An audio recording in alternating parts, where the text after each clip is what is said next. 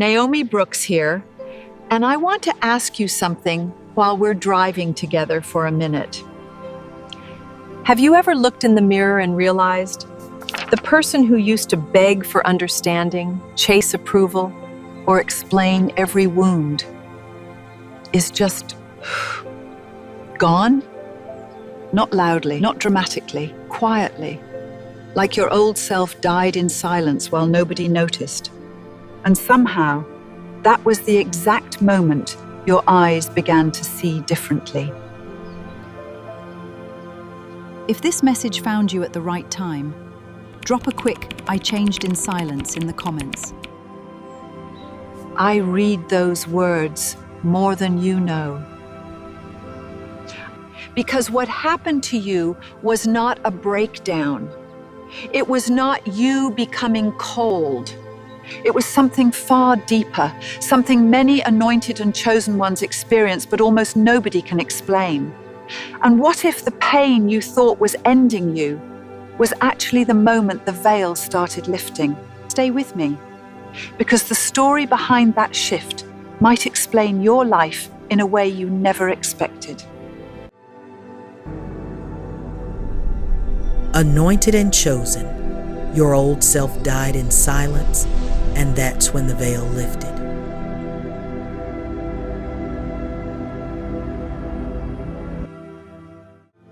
They thought they broke you. I have to tell you, as I am driving and thinking about your journey, that is almost the strangest part of the whole story. They really believed they were destroying you, but the version of you they were fighting had already died. Long before they ever noticed, did they not see it in your eyes? Did they not feel that your silence had changed? Did they not wonder why crowded rooms started feeling false to you? Why you stopped explaining yourself? Why certain people could no longer reach your spirit no matter how hard they pushed? They thought pain was punishing you, but I believe pain was initiating you. There comes a point in the life of a chosen one when the old self is buried, not physically, but spiritually, emotionally, mentally. It is such a deep inward death that nobody around you fully understands that it even happened. You still walk, you still answer people, you still smile sometimes, but inwardly, the person you used to be is gone. And that is often when the veil begins to lift.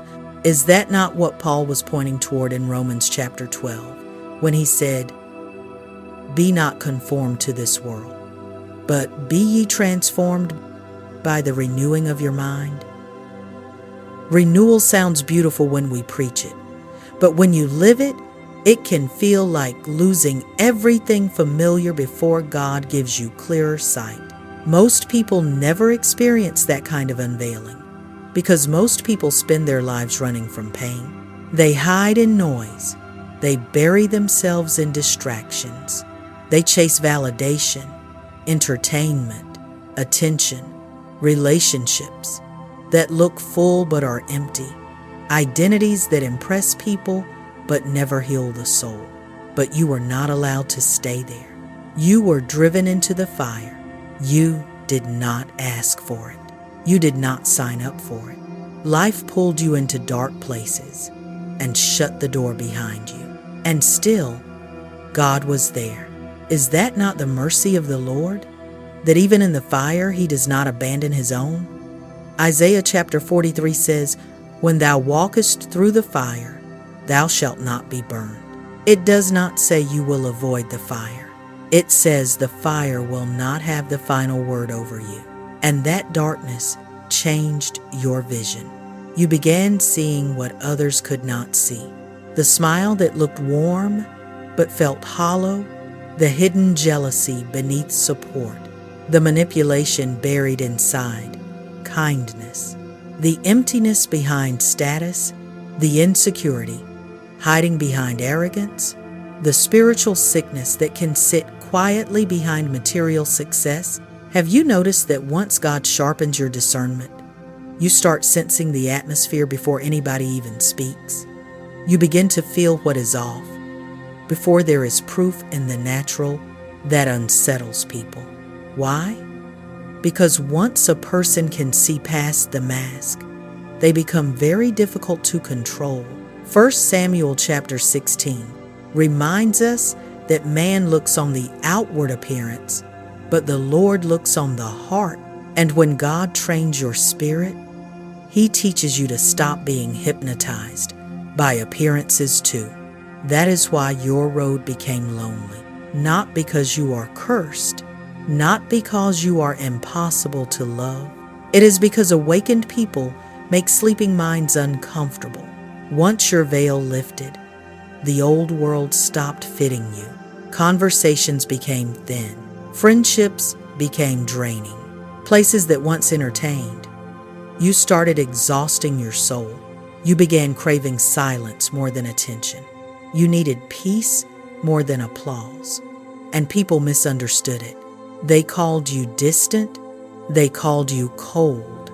They called you too intense, too emotional, too different. But were you becoming cold? Or were you simply becoming awake? Were you rejecting people? Or were you learning not to betray your spirit just to stay accepted? The truth is, you were recovering from a spiritual death that nobody else could see. And some wounds do not bleed on the outside. Some wounds rip through identity itself.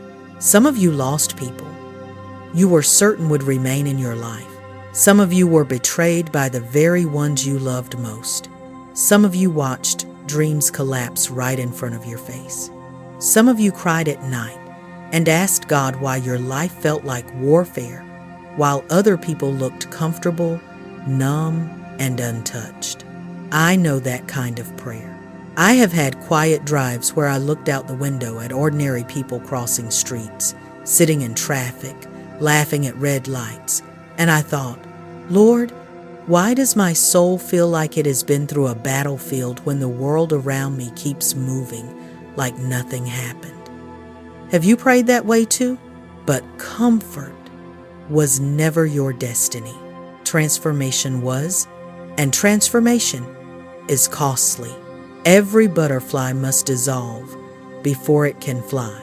Every diamond must survive pressure before it can shine. Every chosen one must pass through a death of self before a deeper awakening begins. That is the part people rarely talk about, because it is easier to celebrate glory than to sit honestly with the crushing that often comes before it. Yet Scripture does not hide this pattern. 2 Corinthians chapter 4 says, "We are troubled on every side, yet not distressed. We are perplexed, but not in despair.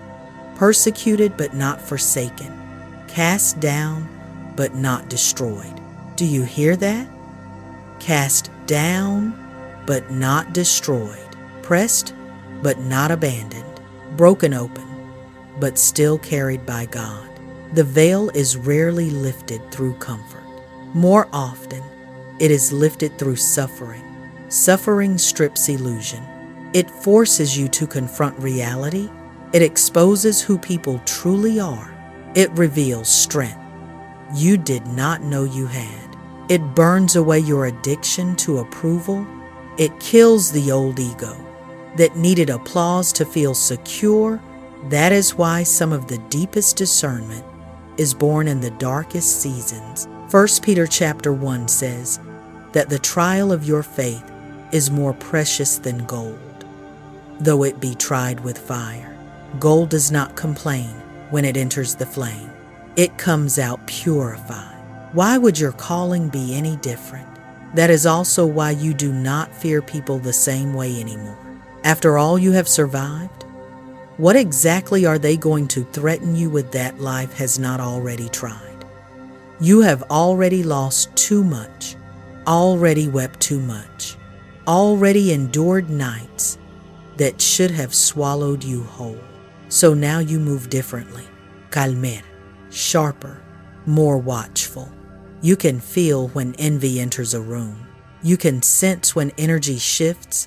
You can hear when someone's words sound right, but their spirit does not agree. And yes, That makes people uneasy around you because your presence exposes masks without you needing to say very much.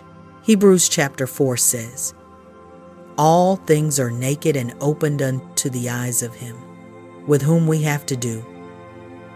And when God has dealt deeply with you, a little of that holy clarity starts touching the way you discern people too.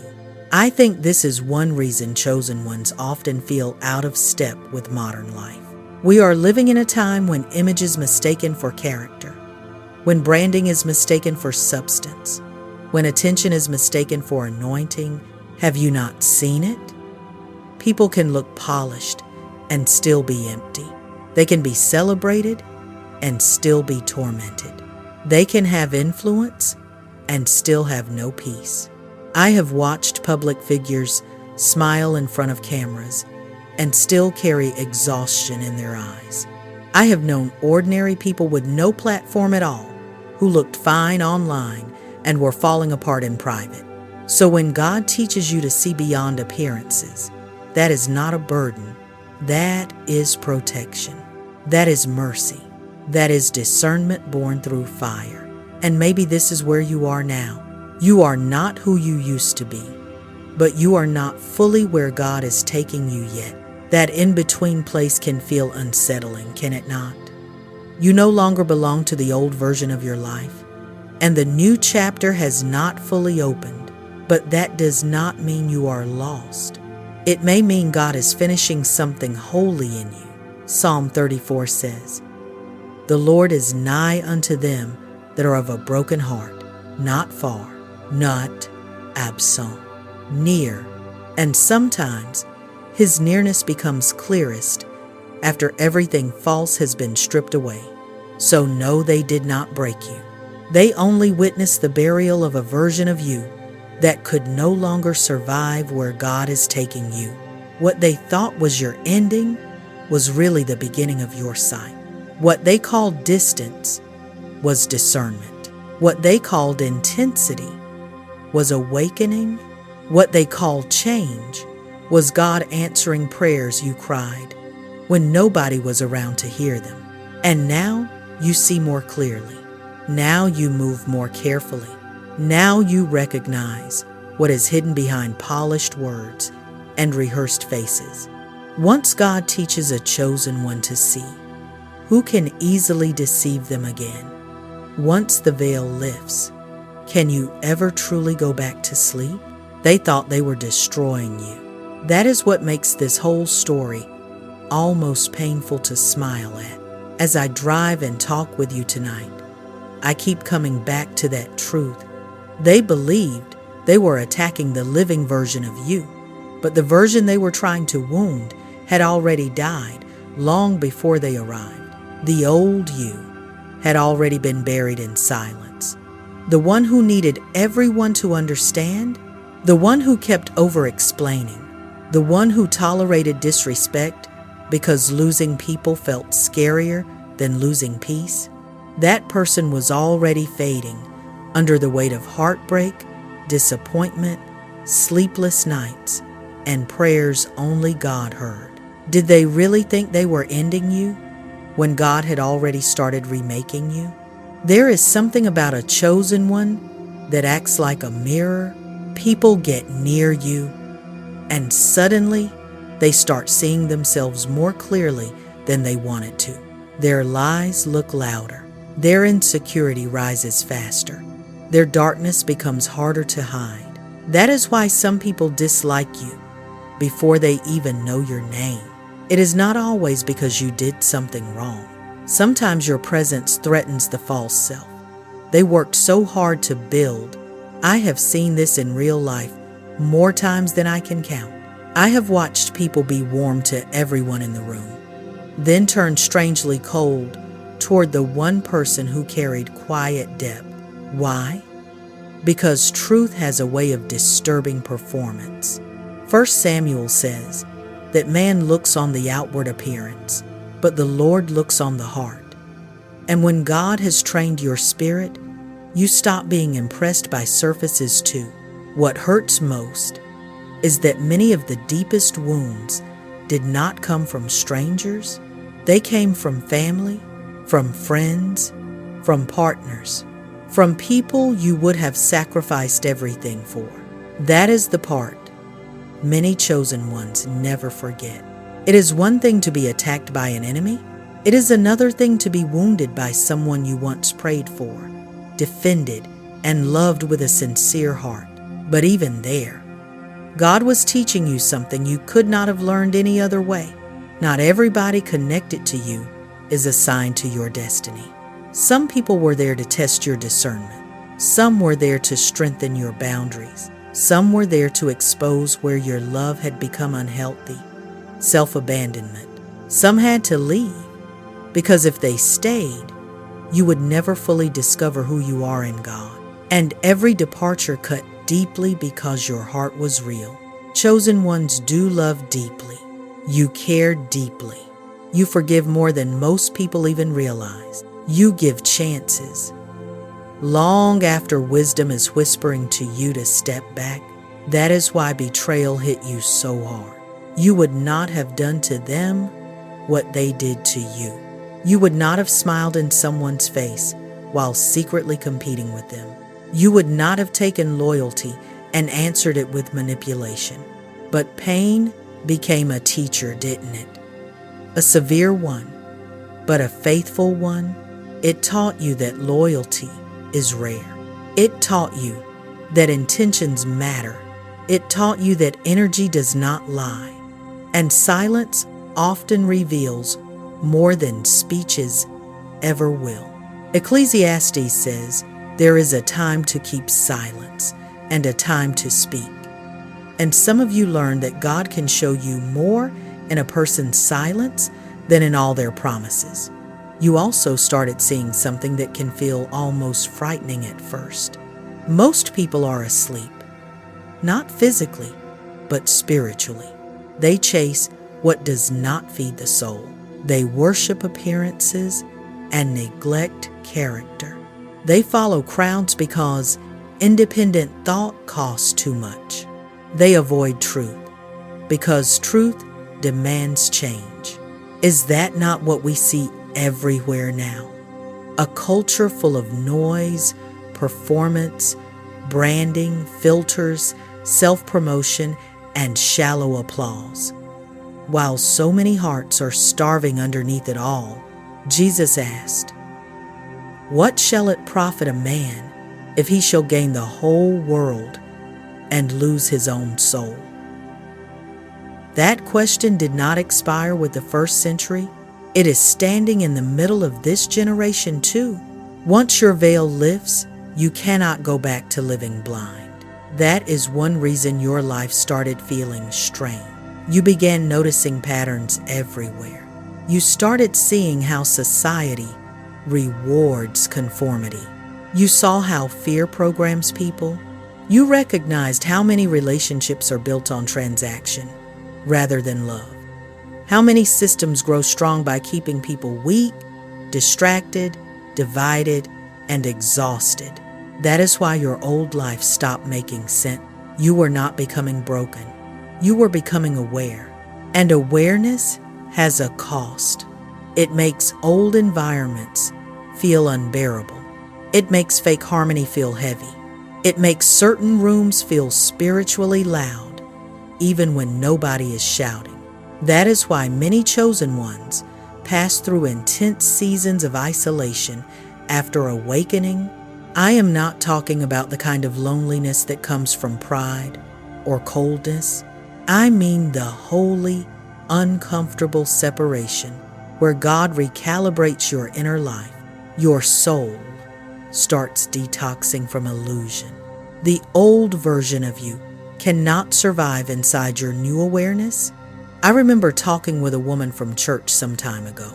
On the outside, she looked composed, dependable, smiling through every service. But privately, she told me God had pulled her away from nearly every old relationship she used to lean on.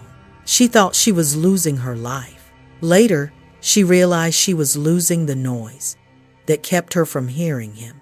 Is that not how the Lord often works? He empties before he fills. He strips before he clothes. He separates before he sends. During that stage, it is very common to feel lost. You may question everything: your purpose, your identity, your future, at times even your sanity. Awakening feels lonely before it feels powerful. At first, it can feel like you are losing everything that once made life familiar. But later you realize you are only losing what was blocking your growth. God had to remove distractions, false attachments, counterfeit alignments, and toxic comfort zones, because your calling needs clarity, and clarity often comes through breaking. Romans chapter 12 says, "Be not conformed to this world, but be ye transformed by the renewing of your mind." Renewal sounds beautiful in a sermon. Living it can feel like being taken apart and rebuilt in slow motion. Think about your strongest self for a moment. Was that version born in your easiest days? Was it born while life was applauding you? Usually not.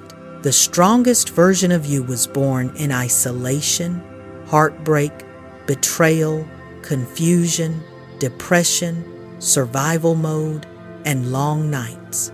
When the ceiling became your witness, that version of you is sacred to me, because that version met darkness face to face and still refused to die. Most people do not understand the strength it takes to wake up carrying invisible pain and still keep moving, to smile when something inside is bleeding, to keep believing God has purpose for you after disappointment after disappointment. That is spiritual warfare, whether people use that language or not. Ephesians chapter 6 says, "We wrestle not against flesh and blood." And many of you have been fighting battles far deeper than the people around you ever recognized. Your suffering was never random. The enemy attacks what carries light. That is one reason your path has felt so unusually hard. Your spirit was never ordinary. Your purpose was never small. Darkness reacts to light because light exposes what darkness wants hidden. That is why you were rejected in places where you tried hardest to belong. That is why people projected things onto you that were never yours to carry. That is why some competed with you for no clear reason. That is why your kindness was mistaken for weakness. That is why you have felt different for most of your life. You were not designed to blend in. You were designed to awaken, but awakening costs you things. You lose illusions. You lose false connections. You lose old identities. You lose the comfort of ignorance. In exchange, you gain sight, not merely with your natural eyes, but with the soul. You begin understanding things before they are explained. You feel led away from certain people without needing a courtroom full of evidence. You sense danger before it fully arrives. You outgrow environments quickly. You feel emotionally exhausted around false energy. This is not coincidence. This is what happens when discernment sharpens after spiritual death. Proverbs says, "Keep thy heart with all diligence, for out of it are the issues of life." A chosen one who has suffered deeply learns to guard the heart, not out of fear, but out of wisdom. People notice that change in you, even when they cannot explain it. Some feel intimidated, some feel exposed, some feel drawn toward your peace. Some secretly envy your resilience because they know they would have collapsed under what you survived. I once knew a man who lost nearly everything in one brutal stretch of life: his job, his marriage, his public confidence, and for a while, even his desire to keep going. Years later, The room changed when he walked into it, not because he was loud, but because suffering had carved depth into him. He no longer carried borrowed confidence. He carried tested weight. That is what pain can do when it does not harden you away from God. It can make you steady in a way that comfort never could. Never apologize for the strength your pain created. You earned every scar. You earned every lesson. You paid for this awareness in tears most people never saw, and yes, there were moments you nearly quit. Moments when loneliness felt unbearable. Moments when you begged God for relief. Moments when darkness whispered that hope was gone, but you survived. Please hear me clearly. You survived every version of yourself that thought it could not continue. That matters. That says something holy over your life. It says, there has been a preserving hand on you all along. Psalm 34 says, the Lord is nigh unto them that are of a broken heart, not far from them, near. Some of you learned the nearness of God in rooms where nobody else came. Your story is not accidental. Even the pain carried meaning, especially the pain. Without it, your eyes might still be closed. Without betrayal, your discernment might still be weak. Without isolation, you might never have heard your soul clearly. Without heartbreak, you might still be chasing people who were never capable of loving you rightly. Without loss, you might never have discovered your own resilience. Joseph did not become Joseph in the palace first. He became Joseph in betrayal, in accusation, in confinement, in the long hidden places where God was shaping character before position. David learned some of his deepest songs in caves, not on the throne. Even our Lord Jesus was betrayed with a kiss. So why would your formation come without pain when Scripture has already shown us that holy people are often shaped in hidden suffering? The death of your old self gave birth to your awakening, and now you cannot become that old version again. You have seen too much, felt too much, understood too much. That innocent version of you that once thought love alone could fix everything, that version is gone. Grieve it if you need to. I mean that sincerely. Some people rush past grief as though maturity means pretending nothing was lost. No, mourn what had to die, but do not resurrect it. Your next chapter needs the awakened version of you, the wiser version, the stronger version, the version that knows how to pray, discern, step back, and obey. You are entering a season where discernment will become one of your greatest weapons. Listen to it carefully. When your spirit feels uneasy around someone, pay attention. When your energy drains suddenly in certain places, pay attention. When your soul tells you to move differently, trust the warning. The chosen one survives by discernment, not appearances. Evil rarely introduces itself honestly. Sometimes it smiles. Sometimes it flatters. Sometimes it looks helpful. Sometimes it calls itself love. But the soul taught by God knows. Hebrews says the mature have their senses exercised to discern both good and evil. That is not mystical vanity. That is spiritual maturity. That is protection. And your sensitivity is not weakness. It is spiritual intelligence. Please do not let this world shame you out of that gift. This age tries to harden sensitive souls because sensitivity threatens systems built on numbness. The world is comfortable with people who feel nothing deeply, question nothing seriously, and scroll past their own soul. But your ability to feel, to sense, to notice, to pick up what others miss, that is part of your calling. Jesus himself was moved with compassion The Spirit of God is not numb, so do not confuse hardness with strength. Some of the strongest people I have ever known were deeply tender before God. At the same time, not everybody deserves access to you anymore. The version of you that tolerated dishonor just to avoid losing people, let that version stay buried. The version that over-explained to be understood, let that one stay buried too. The version that ignored red flags because hope felt easier than truth, let that self remain dead. Your rebirth requires boundaries, and boundaries offend people who benefited from your lack of them. You do not need to carry guilt for growing. You spent too much of your life shrinking to make others comfortable. There comes a time when you must choose wholeness without apology. Jesus often withdrew from crowd. Even he did not hand full access to everyone. Why do you think you must? Many people only loved the version of you they could control. That is painful, but it is true. The healed version of you troubles them. The awakened version unsettles them. The powerful version scares them. Why? Because now you do not abandon yourself for acceptance. You do not beg for scraps and call it love. You do not chase validation as if approval were oxygen.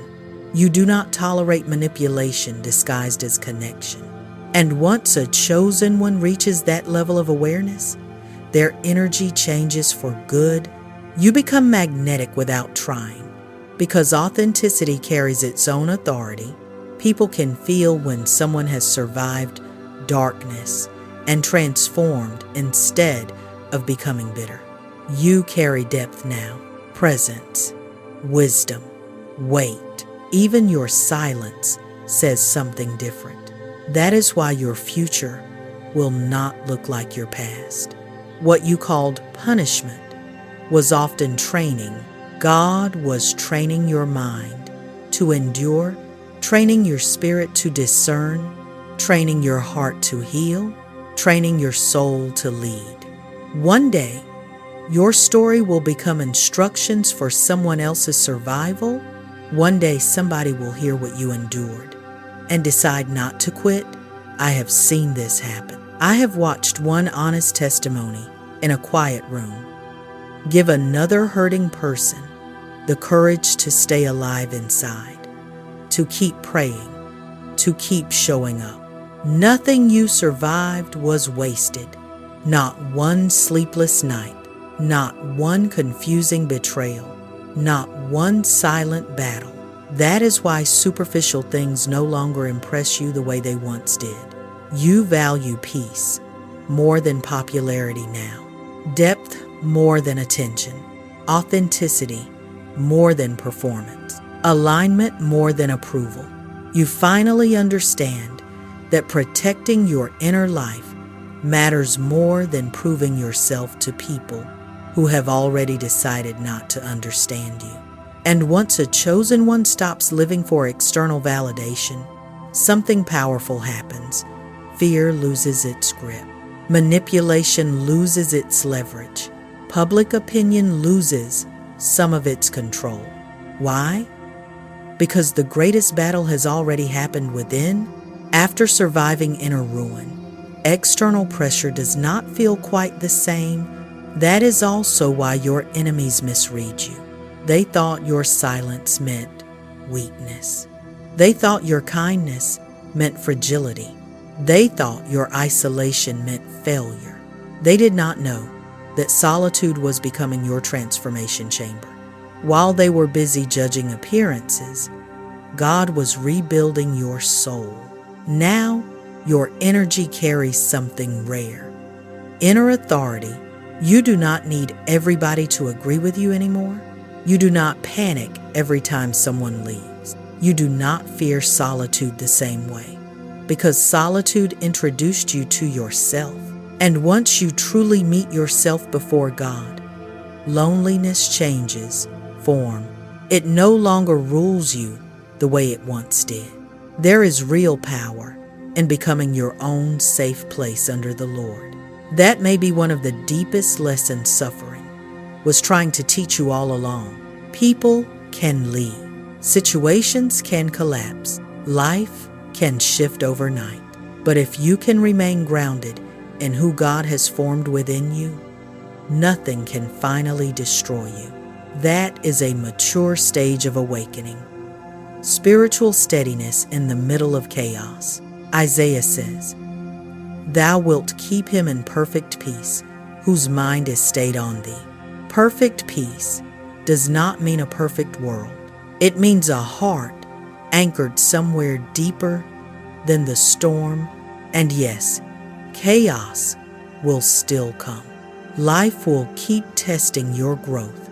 God will keep uncovering what is hidden. You will continue shedding old layers, but you are not asleep anymore.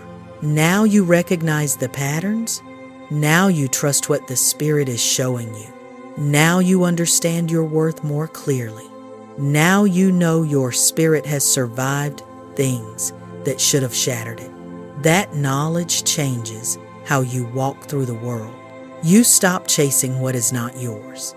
You stop forcing what God is not blessing. You stop begging to stay where grace has already lifted. You begin to align instead of strive, and what belongs to you starts finding you in a cleaner way.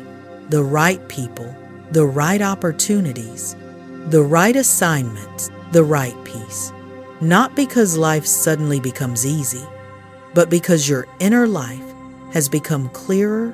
Once the veil lifts, the soul cannot keep tolerating what is misaligned. That is why some relationships collapsed. That is why certain doors shut. That is why old environments became unbearable. Your spirit outgrew them. Do not go backward just because loneliness visits from time to time. Growth often feels lonely before it feels liberating. Many people settle because temporary loneliness frightens them more than permanent misalignment. But your calling will not let you live that way forever. You are no longer moving from survival alone. You are beginning to move from purpose. That is the shift. A chosen one who has survived awakening becomes very difficult to manipulate because they do not fear endings the same way anymore. You learn through pain that every ending carries the possibility of transformation. Sometimes destruction is not the devil winning. Sometimes it is God refusing to let your soul stay somewhere too small. Sometimes rejection is redirection. Sometimes isolation is protection. Sometimes loss is liberation. I know those words are easy to read and harder to live, but many of you can look back now and admit that the things you cried hardest over were often the very things God used to save you. And one day you will look behind you and see it more clearly. The moment that nearly destroyed you was also separating you from the life that was quietly destroying your spirit. That is one of the great ironies of awakening. The things you thought you needed were often blocking the very destiny you kept praying for. So look at yourself now, still standing, still growing, still carrying light after everything that tried to darken you. That is not small. That is miraculous. Never underestimate the strength it takes to remain soft-hearted in a world that tried to harden you. Never underestimate the power of still believing after repeated disappointment. The veil lifted because your soul survived a kind of death. Not physical death, but the death of illusion, the death of dependency, the death of false identity, the death of that self that kept reaching outward for what only God could fully give. And from that death, someone new emerged, someone who can see through deception, someone who can turn pain into wisdom, someone who can walk alone for a season without abandoning themselves. That is the deeper power of a chosen one. Not perfection, but transformation. You became dangerous to darkness. The moment suffering failed to make you turn against God and turn against your own heart. So when I look at your story, I do not see somebody who was ruined. I see somebody who was refined. I do not see somebody abandoned. I see somebody preserved. I do not see somebody whose life lost meaning. I see somebody whose pain became language, wisdom, and warning for others. The world thought you were falling apart, but something sacred was happening in secret. Pain was opening your eyes. Every betrayal sharpened discernment. Every loss deepened wisdom. Every rejection strengthened independence. Every lonely night forced you to discover that God can hold you in places where people cannot. Rebuilding after emotional death is one of the hardest battles a human being can face. There comes a moment when you realize nobody is coming to rescue you in the way you once imagined. Nobody can walk your internal road for you. Nobody can pray your surrender for you. Nobody can obey for you. And in that place, something either collapses for good or awakens completely. By the grace of God, you awakened. That is why you move differently now. Your silence carries weight. Your energy has changed. Your tolerance is smaller. Your intuition is sharper. You do not chase people who misunderstand you. You do not force connection where peace is absent. You do not betray yourself to stay accepted. Because in the end, pain taught you a lesson comfort never could. Losing yourself just to keep others happy is the real tragedy. God did not preserve you for that. He preserved you so you could walk in truth, in discernment, in peace, and in purpose. And now that you have come this far, do not despise the process that brought you here. Let the dead remain buried. Let the awakened one rise. Let God finish what He started in you. Because as Philippians says, He which hath begun a good work in you will perform it. And if He is still working, then your story is still alive. Now you understand your worth at the level of the soul.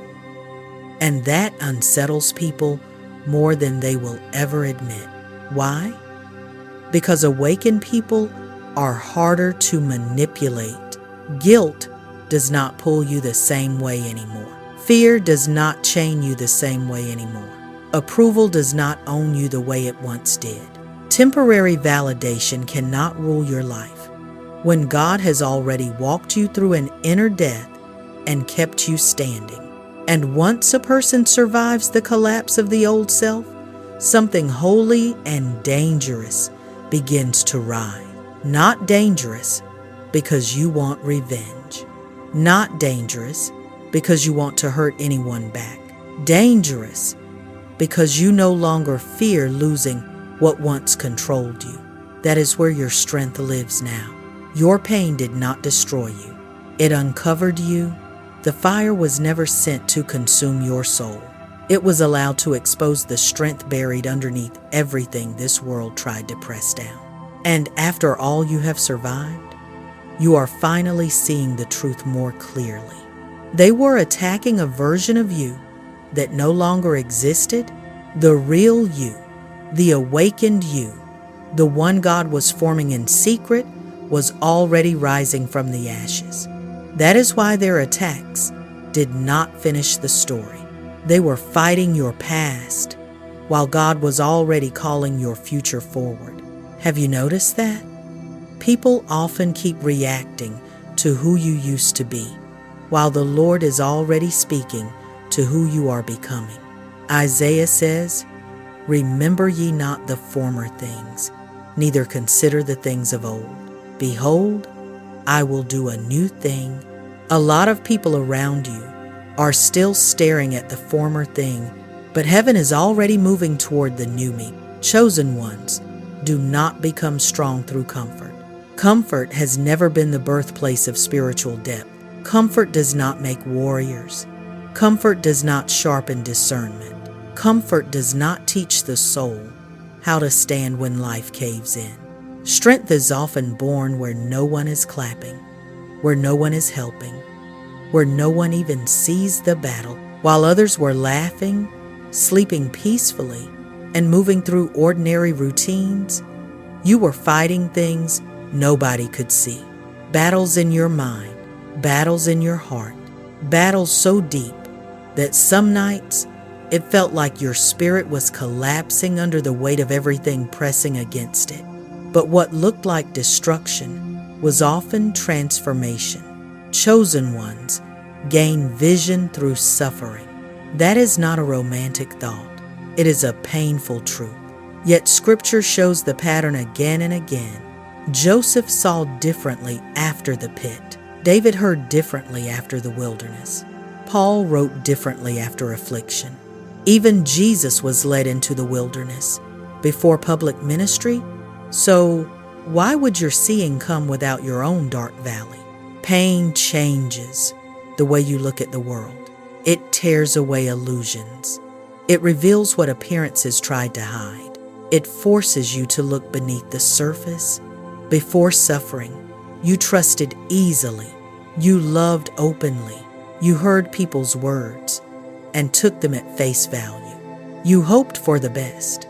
You believed people meant what they said. But betrayal changed that, did it not? The people you would have protected became some of the very ones who wounded you. Some lied to you. Some left you. Some envied you while smiling in your face. Some only loved you when you were useful, broken, easy to manage, or willing to stay small. And every betrayal opened your eyes a little wider. Not because God was turning you into a bitter person, but because He was teaching you to discern there is a difference. Awareness is expensive. Most people never become truly aware because they spend their entire lives trying to avoid pain. They bury themselves in entertainment, attention, relationships, addictions, noise, endless movement, anything to keep from facing what is happening inside. But you did not get to escape so easily. You were pulled into darkness. And in that darkness, something deeper started waking up. You began noticing energy before words. You started sensing hidden motives. You could feel when something was off, even when everybody else kept smiling and pretending not to see it. You became sensitive to manipulation, false love, and spiritual emptiness. That sensitivity did not come from nowhere. It was born in suffering. Hebrews says that mature people have their senses exercised to discern both good and evil. That means discernment is not magic. It is training. It is refinement. It is what happens when God teaches the soul through testing. The isolation changed. You, too. There were seasons when you felt profoundly alone. Seasons where nobody understood your silence. Seasons where your soul felt detached from the world around you. You watched friendships fade, relationships break, conversations lose meaning. Places that once felt normal started feeling heavy and draining. At first, it felt like punishment. I know that feeling. I've had seasons where the road in front of me looked ordinary. The traffic lights, the stores, the passing people, everything looked so normal. Yet inwardly, I knew I was in a chapter of separation. Later, I understood that isolation was not always punishment. Sometimes it was preparation. When the world gets quiet, the soul finally gets honest. Is that not often when God speaks most clearly? Not when everything is loud, but when all the noise has been stripped away. Isolation forces a chosen one to face themselves without distraction. No mask, no performance, no hiding, no borrowed identity. And in those lonely places, you met the real you. Not the version society built, not the version other people preferred. The wounded you, the gifted you, the tired you, the honest you. the one who still belonged to God, even after so much breaking. And once a person meets that self before the Lord, they are never quite the same again. Psalm 46 says, "Be still and know that I am God." Most people quote that verse softly, but stillness can feel fierce when God uses it to strip away every false attachment you are leaning on. Then came the spiritual death, the most painful stage for many chosen ones. The collapse of the old version of you, the version that needed constant external validation, the version that feared rejection so much it accepted mistreatment, the version that tolerated disrespect just to avoid being alone, the version that kept begging for love from people who had no capacity to love you rightly. That version had to die.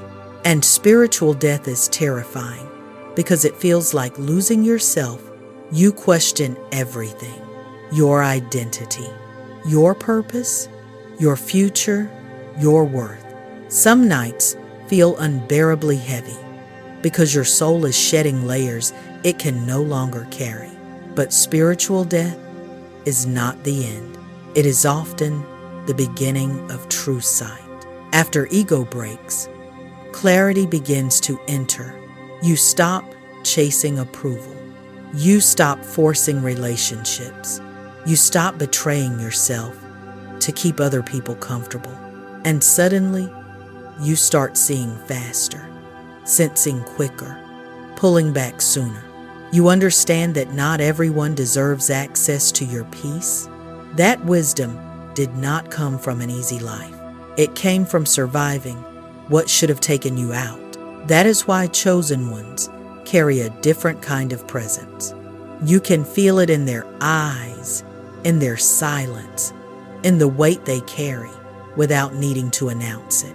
There is pain in them, yes, but there is also strength, not loud strength, not rehearsed confidence, real strength. The kind formed in emotional wars nobody applauded. The kind built when a person had to rebuild themselves with God as their witness. The kind built by carrying pain without letting pain poison the spirit. I have met people like that in quiet corners of life. Not celebrities, not public figures, just ordinary believers who had survived extraordinary inward battles. And there is something unmistakable about them. You feel steadiness before they even speak. That is why your path had to unfold the way it did. Your suffering gave you vision. Now you can see what many people still cannot. You understand that appearances deceive. You understand that energy does not lie. You understand that peace is worth more than attention. You understand that protecting your soul matters more than fitting in with the crowd. That awareness is part of your strength now. And people who are still asleep spiritually will rarely understand the cost it took for you to wake up. Once the veil lifts, everything changes. Not slowly in every case, and certainly not temporarily. Deep down, it changes for good. The masks become more obvious. The fake smiles stand out more clearly. The jealousy hiding behind compliments becomes easier to spot. You begin hearing truth in people's spirit, not merely in their vocabulary. And once a soul survives darkness, it stops begging for acceptance the way it used to. The old you wanted to be liked, wanted to belong, wanted people to understand your heart. You over-explained, over-gave, over-loved, over-sacrificed. You tolerated dishonor because losing people felt unbearable. You stayed in draining spaces because loneliness frightened you. You dimmed your light so insecure people could feel safe around you. But suffering changed that. The darkness changed that. The nights you cried alone changed that. Because pain forced you to face a truth that many people avoid their whole lives. No amount of outside acceptance can heal inner abandonment. Only God can reach that place fully. Only truth can heal that place honestly. And when that truth lands in you, chains start breaking. Suddenly, you do not panic the same way when people leave. You do not need applause to believe you matter. You do not feel desperate for validation from people who do not even know themselves. Why?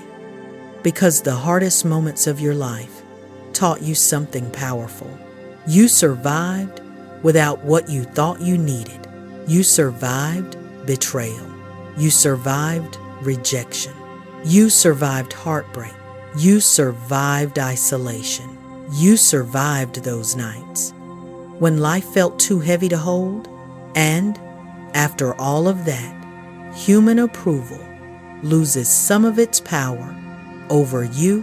What can people threaten you with now that life has not already tried?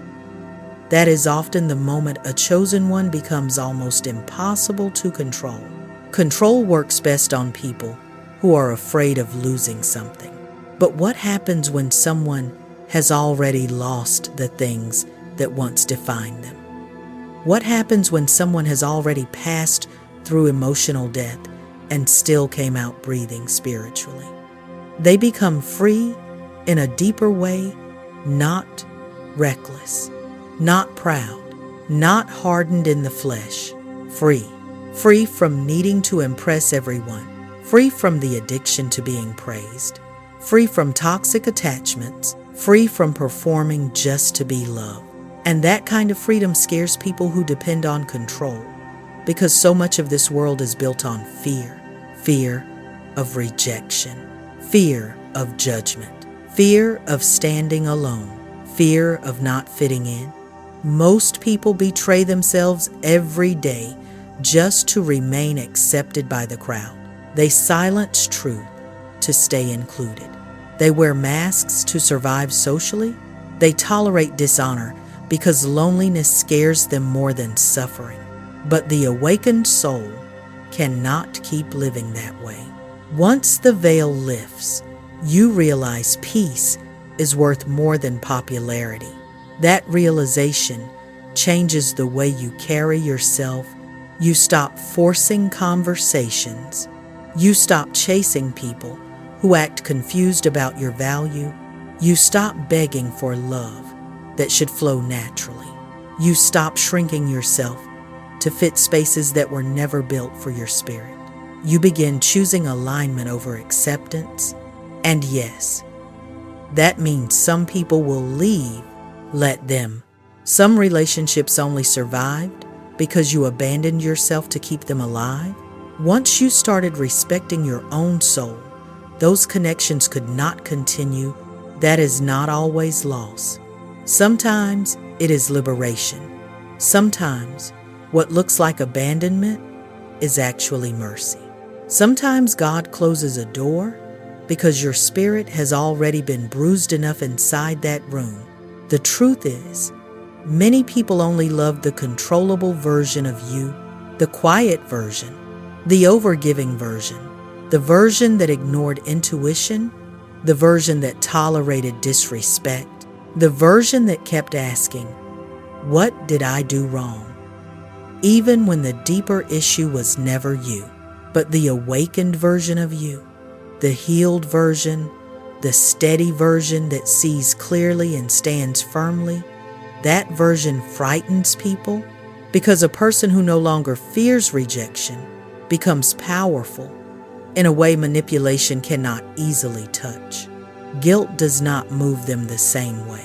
Silence does not break them the same way. Emotional games do not trap them the same way. Why? Because they have already been alone with darkness and survived. And surviving darkness makes a different kind of human being. It makes a person who values authenticity more than image, a person who guards peace fiercely, a person who listens to spiritual discernment more than public opinion, a person who would rather stand alone in truth than stay surrounded in deception. That is part of the chosen one's transformation. The veil lifts, and suddenly the world's illusions stop holding your soul so tightly. You no longer envy shallow success. You no longer worship appearances. You no longer chase temporary approval from emotionally empty people. You see deeper now. You understand that many are spiritually asleep, rushing after distraction while neglecting the condition of their soul. You understand how fear moves crowds, how trends shape identity, how ego keeps people performing instead of becoming, but your suffering woke you up. That is why your path became lonely, not because you are better than others, but because your spirit can no longer comfortably live in places that keep draining the life out of you. And yes, loneliness still hurts sometimes. Let us be honest about that. Sometimes you miss who you used to be.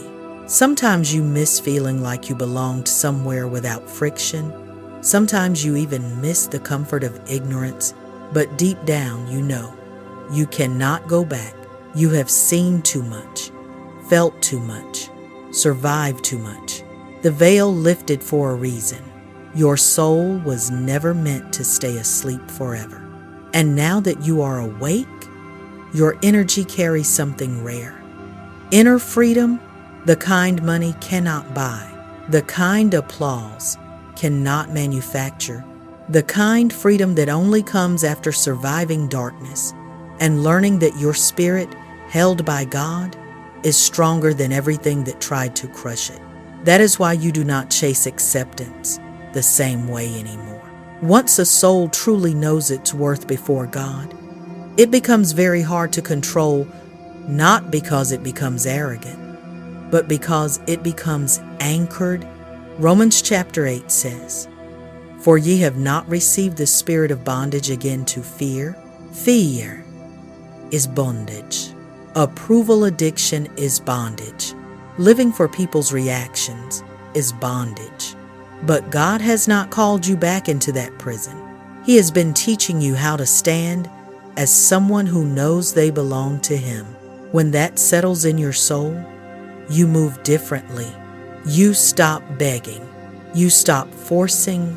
You stop betraying your own discernment. You begin to walk with a quiet authority that does not need to be announced. So when I look at your story, I do not see a person ruined by pain. I see a person revealed by it. I see someone the fire exposed, not someone the fire erased. They thought they were attacking your future, but they were only touching what God had already decided to strip away. The awakened you was already rising. The stronger you was already being formed. The clearer-eyed you was already coming forward. And now you understand your worth, not as a slogan, not as a shallow confidence trick, but at the soul level. That changes everything. Because when a chosen one finally knows who they are before God, the old chains do not fit anymore. As I come to the end of this, I want you to hear me clearly. Chosen one, what died in you was not your future. It was not your calling. It was not the part of you God planned to use.